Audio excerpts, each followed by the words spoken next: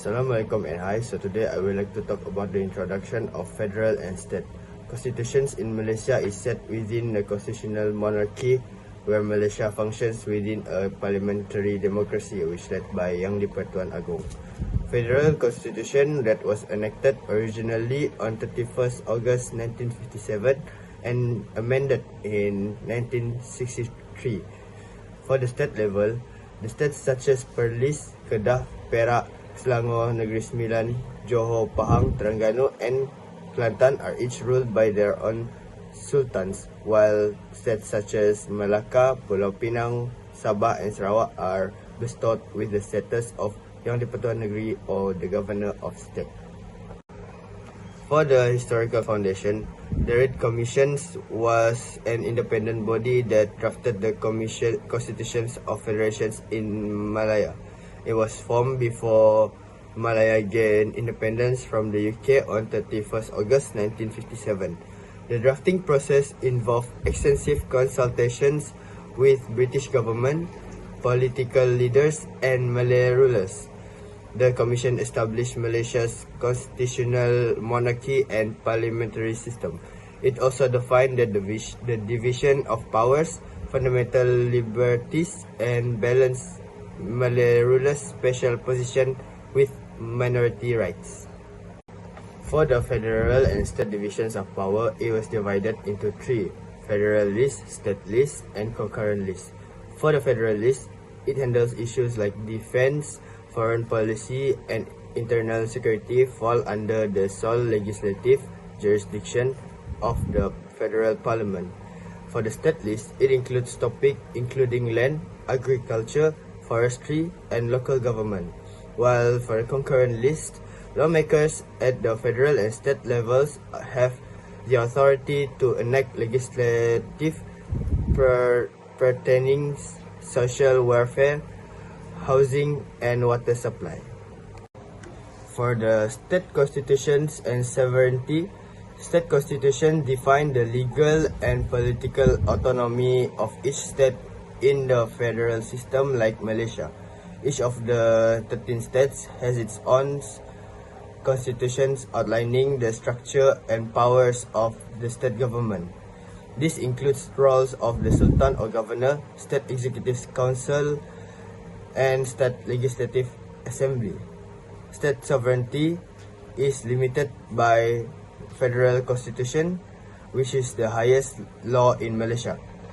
States can only make laws on matters listed in the state list, such as land, religion, and local government.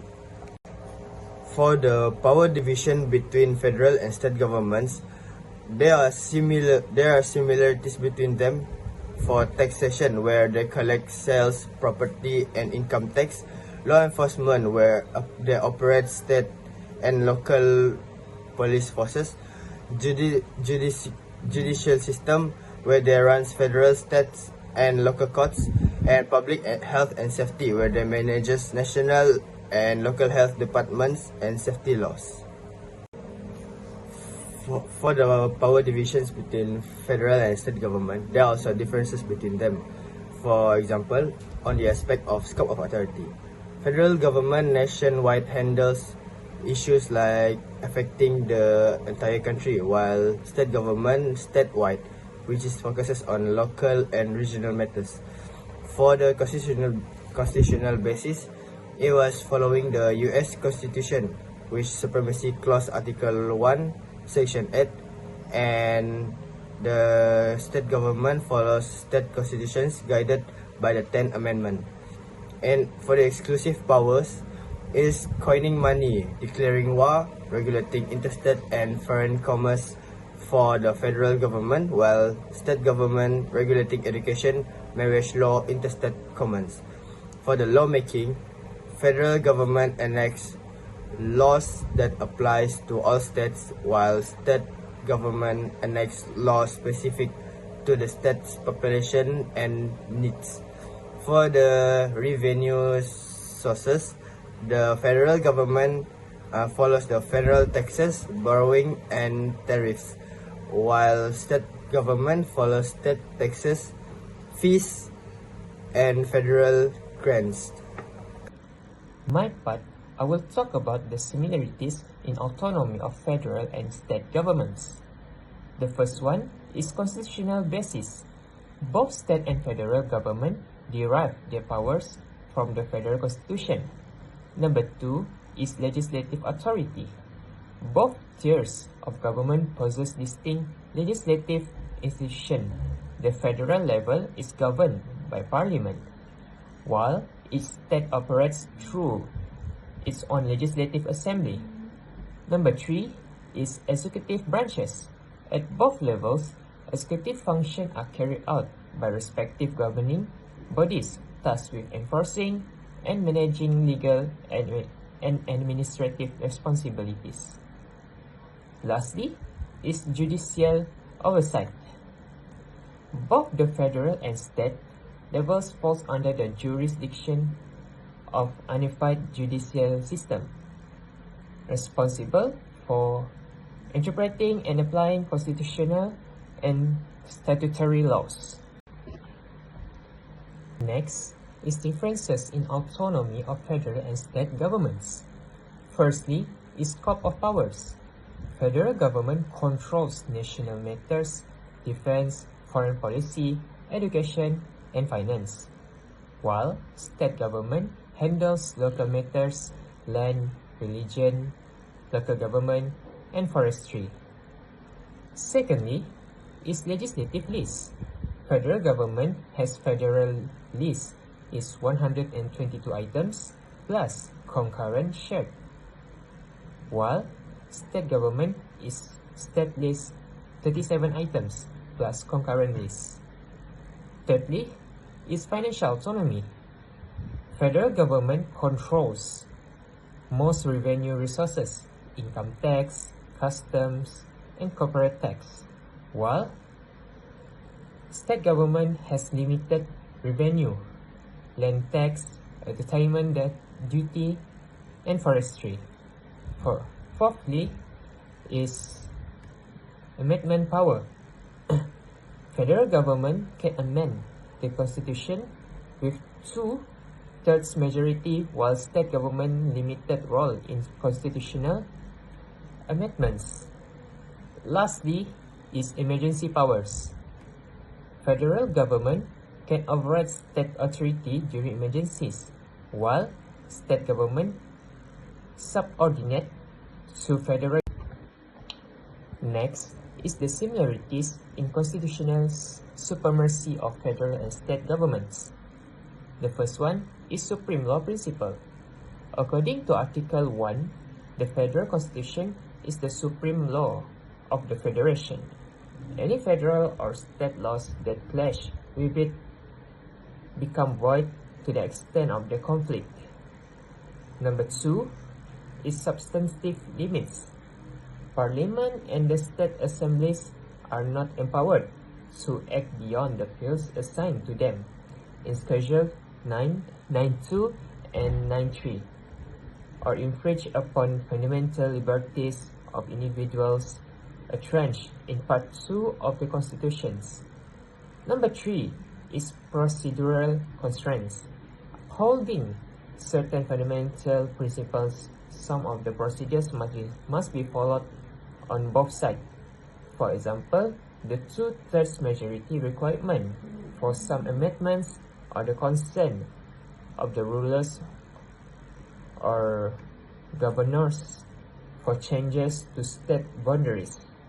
Lastly is judicial review. All legislative and executive acts, federal or states, are subject to review by superior courts to determine their constitutionality. Courts may strike down or sever an unconstitutional provision. These are differences in constitutional supremacy of federal and state governments. Firstly is sources and status of constitutions. The federal constitution is a paramount and autonomous authority, while state constitutions arise only by virtue of an incomplete subordination to Article 4 of the Federal Constitution. Secondly, is amending power. Federal government is the federal parliament has the power to amend the Federal Constitution, Article 159, while state assemblies can amend their own constitutions but cannot alter or veto the federal document. Lastly is interpretation authority. Federal government is the federal court and the high court can interpret and enforce the highest law in the country, the federal constitution, while state governments, state court on the other hand, here state law matters but must apply federal constitutional decision. These are the conclusion of the federal and state constitutional relationship. Malaysia's construction dispute faces friction between federal thoughts, law, and state-level control over land, permits, and safety. This duality leads to inconsistent enforcement and legal complexity. Purpose reforms, model courts, joint adjudication panels, and coordinate training aims to unify standards, reduce forum shopping, and improve dispute resolution. This aligning legal clarity with efficient processes. These measures seek to enhance safety and investor confidence in the nation's evolving construction landscape. Now I will talk about the role of tort law in Malaysian construction projects. Construction in Malaysia often involves tort law when injuries or property damage occur. Torts relevant to construction include negligence, trespass, and nuisance. These laws define the responsibilities of contractors, site managers, and developers. We need to understand that tort law helps stakeholders reduce legal risk and promote safety. The report studies Malaysian tort cases to show how the law impacts the construction practices. The objective for these reports is to identify and examine the key tort principles relevant to construction activities in Malaysia, to explain the role of tort law in protecting the rights and safety of individuals involved directly or indirectly in construction projects, and to analyze how tort liabilities such as negligence, nuisance, trespass, and strict liability can arise in construction settings. Methodology that we are used to explain our report is information from web browsing, literature study, and case documentation. In theoretical, there are three parts, which is negligence, trespass, and nuisance. Meaning, negligence in construction is happen when a contractor, worker, or professional does not exercise reasonable care in performing their duties, leading to defect, accident, or damage. There are three components in this negligence. Number one is duty of care, mean a person or organization has legal responsibility to take reasonable steps to avoid causing harm to others who could be possibly affected by their action. For example, in Donahue v. Stevenson, 1932, a manufacturer was liable when a consumer fell ill after drinking ginger beer containing a decompressed snail, establishing that producer over a duty of care to end user of their product. Number two is a breach of duty care, happen when someone failed to act a reasonable person who were in the same situation, leading to harm or loss. Number three is injury or damage. In tort of law, negligence, injury or damage means actual harm suffered by the plaintiff because the defendant failed to exercise proper care. For example, Hadley Bryan and Co Ltd versus Hefler and Partner 1964, the court allowed recovery misstatement when there was a relationship of reliance and trust. Of trespass in Malaysian tort law protect property right by making it unlawful for anyone to intentionally or negligently interfere with another person's land or property without permission. This strict liberty rule means the claimant only need to prove the intrusion of Q, which is especially important in construction project where encroachment or unauthorized access can easily lead to legal dispute. There are three forms of trespass. Number one, trespass to land. In Malaysian tort law happen when someone intentionally or negligently interferes with another person's property without permission. Number two is trespass to good. In Malaysian tort law is the wrongful and directly interference with someone else's movable property without any legal justification. It includes action like damaging, touching, or taking goods without permission and protect person right to possess and control their property even if the interference is temporary or not intended to permanently deprive the owner. Number three is trespass to good. In Malaysian tort law is the direct and intentional interference with someone's body or freedom without legal justification. It includes assault and forced imprisonment, protecting personal safety and dignity even if no actual injury occurs. Meaning, nuisance in Malaysian tort law is unlawful interference with a person's ability to use and enjoy the land.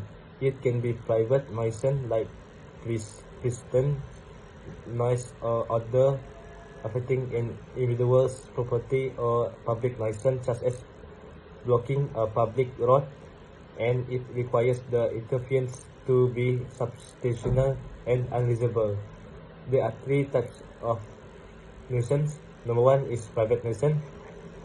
In Malaysian tort law is when someone wrongfully and significantly interferes with another person's right to use and enjoy their property.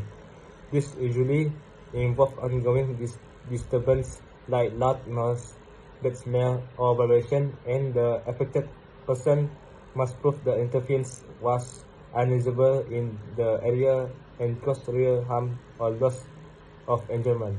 Number two is public nuisance. Public nuisance in Malaysian tort law is an unlawful act or omission that interferes with the right, health, safety, or convenience of the general public or a significant portion of the community. Unlike private nuisance, which affect an individual property use, public nuisance involve harm to the community as a whole, such as blocking a public road or polluting a river. Number three is remedies.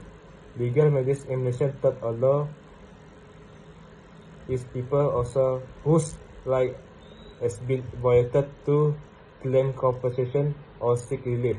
The main remedies are damage and sometimes self-help measures like removing a license depending on the types of tort and harm involved. Content number one is talk about to identify and examine the key tort principles relevant to construction activity in Malaysia. There are three subtopics in this content. Number one is the importance of tort law in the Malaysian construction industry. Tort law is a key part of the legal system that addresses severe wrongs and provides remedies to people harmed by other actions. In the Malaysian construction industry, understanding tort principles is crucial to prevent legal disputes, protect people and property, and ensure that developers and contractors act responsibly in high-rise environments. Number two is the key tort principle: negligence, trespass, and nuisance that commonly apply to construction activity. The main tort principles in construction that are negligence, trespass, and nuisance, each addressing different kind of harm.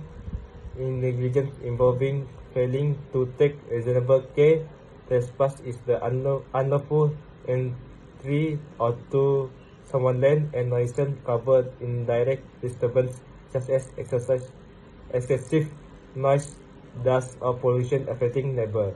Number 3 is understanding thought in construction.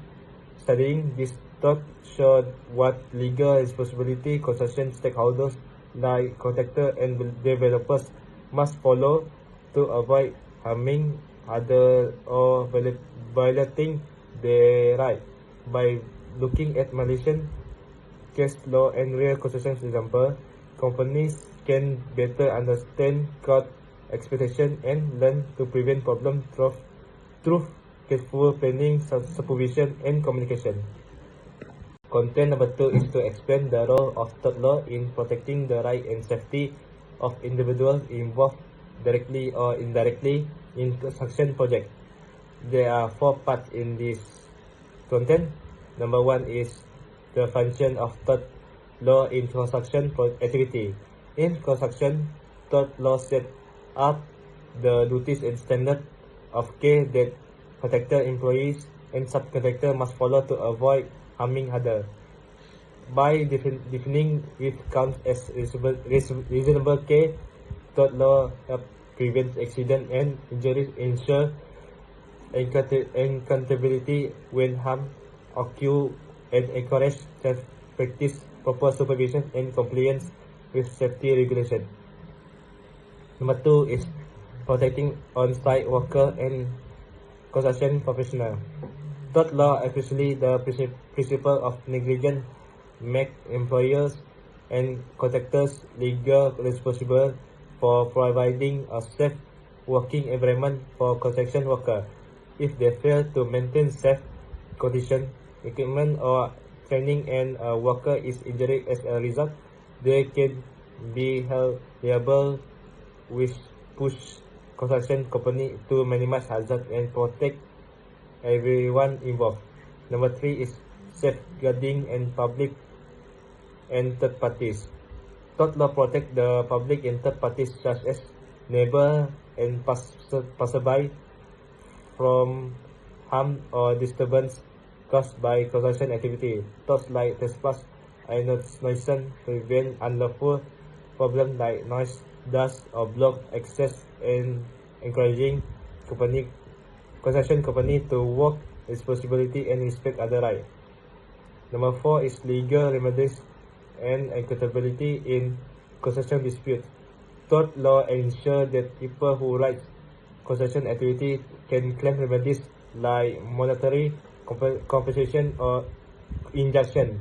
This legal right to hold wrongdoers accountable encourages construction professionals to follow safety rules, manage risk, and act responsibly to avoid liability.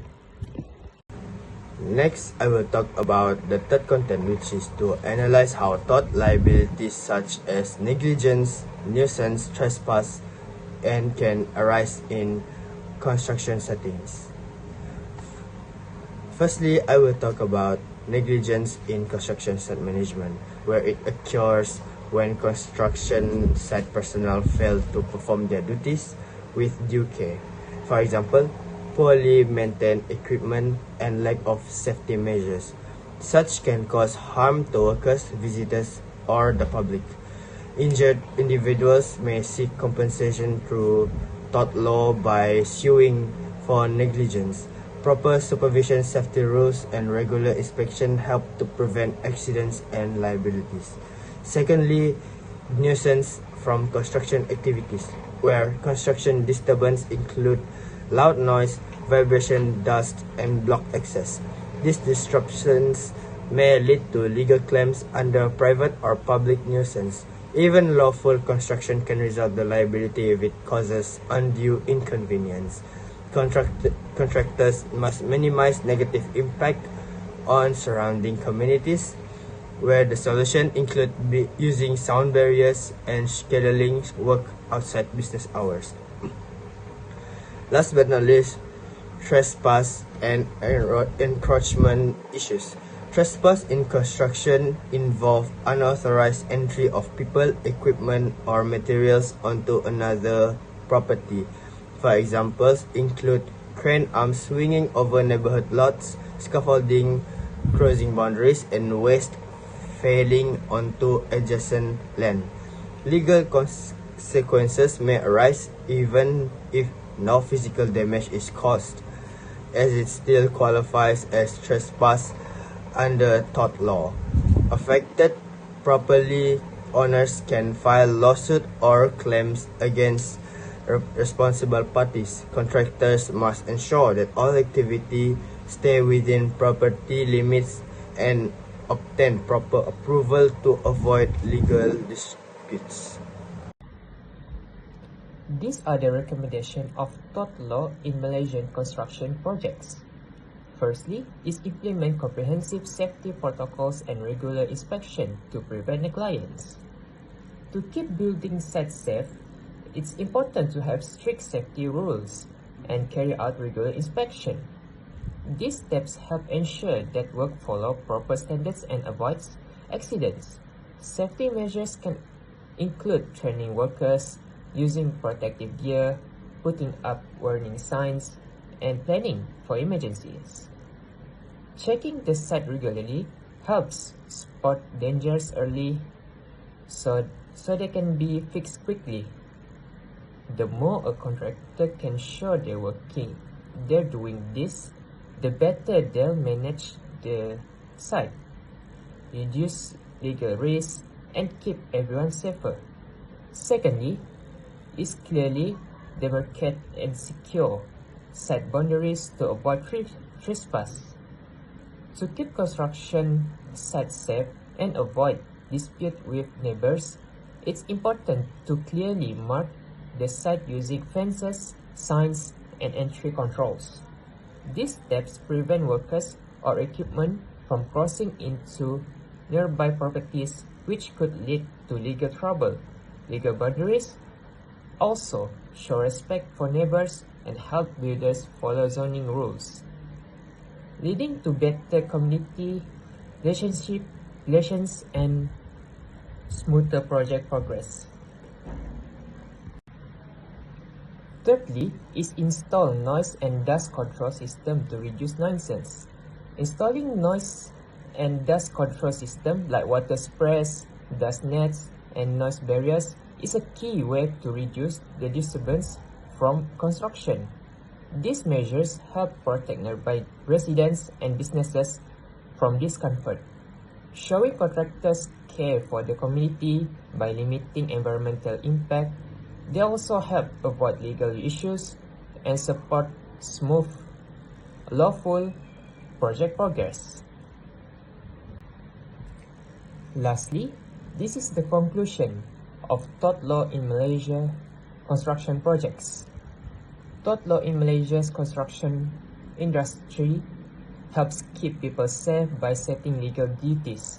If those duties are broken, like using unsafe equipment or causing harm to other responsible parties, can be held liable.